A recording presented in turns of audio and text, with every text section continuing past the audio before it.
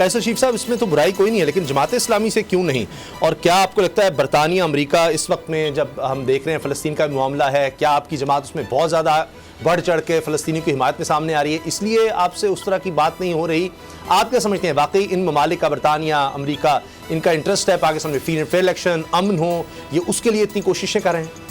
بسم اللہ الرحمن الرحیم، بہت شکریہ اسامہ صاحب۔ میں یہ سمجھتا ہوں کہ ان کا انٹرسٹ یہ نہیں ہے کہ یہاں فری اینڈ فیئر الیکشن ہو، ان کا انٹرسٹ یہ ہے کہ ان کی مرضی کے خلاف کوئی بندہ الیکٹ ہو کے سامنے نہ آ جائے۔ امریکہ کی ہمیشہ یہی اسٹریٹجی رہی ہے، تمام مسلم ممالک میں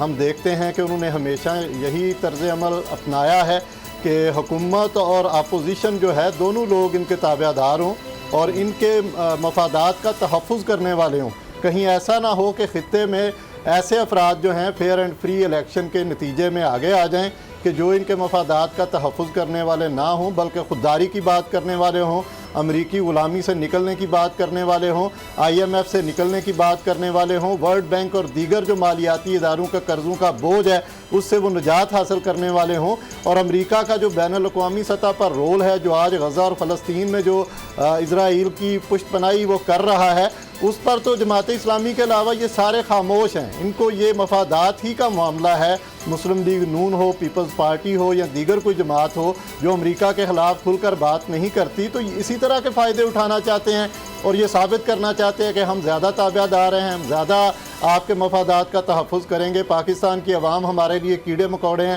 ہم تو ہمیشہ وہی کریں گے جو آپ کہیں گے، ہم تو وہی کریں گے جو آئی ایم ایف کہے گا، ہم تو وہی غلامی کریں گے جو مالیاتی ادارے کہیں گے۔ میں یہ سمجھتا ہوں جماعت اسلامی کا اس پر بڑا دو ٹوک اور واضح موقف ہے۔ ہم ملاقاتوں کے حوالے سے کبھی بھی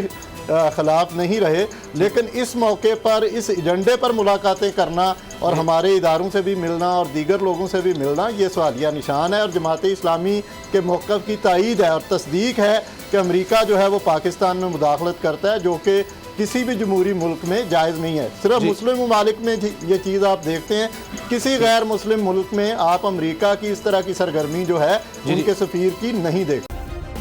سبسکرائب کریں اور بیل دبائیں تاکہ کوئی خبر رہ نہ جائے۔